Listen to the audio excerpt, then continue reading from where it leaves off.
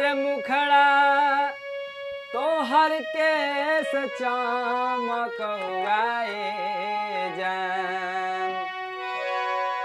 गोर गोर मुखड़ा तोहर केस चमकौआए जान। गोर गोर मुखड़ा तोहर केस चमकौआए जान। तोहर केस चमकौआए जान। जान मार तोहर आँखी के कजरवाए जान। जान मार तोहर आँखी के कजरवाए जान।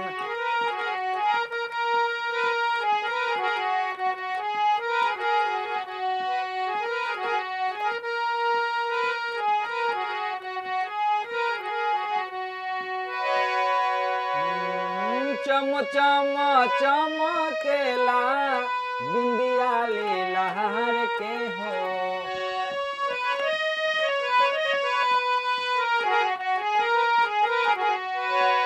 कतना बड़ाई करी तहरा सिंगार के हो।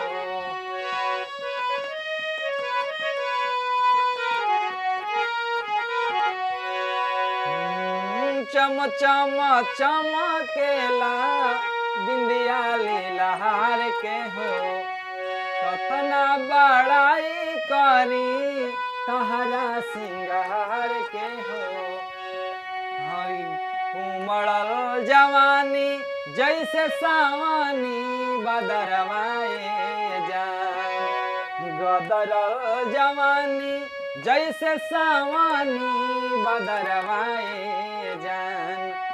जैसे सावनी बदरवाए जान। जान मार तोहर आँखी के कजरवाए जान। जान मार तोहर आँखी के कजरवाए जान।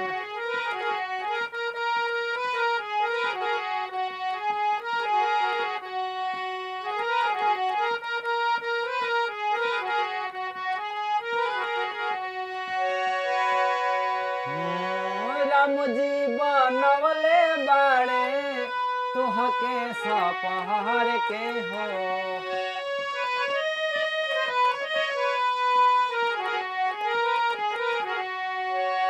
कतना से लागे अइले चंदा उतार के हो।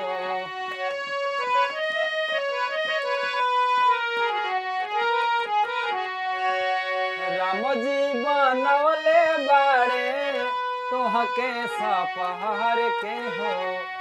कतना से लागे अइले चंदा उतार के हो।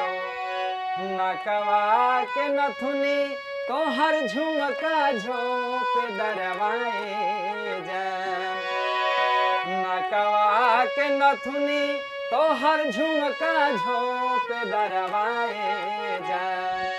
तोहर झुमका झोंप दरवाए जान। जान मार तोहर आँखी के कजरवाए जान। जान मार तोहर आँखी के कजरवाए जान। अरे गोरे गोर मुखड़ा तोहर के चमकौआए जान। गोरे गोर मुखड़ा तोहर के चमकौआए जान। तोहर के चमकौआए जान। जान जान मारे तोहरो आँखी के कजरवाए जान। जान मारे तोहरो आँखी के कजरवाए जान। जान मारे तोहरो आँखी के कजरवाए जान। जान मारे तोहरो आँखी के कजरवाए जान।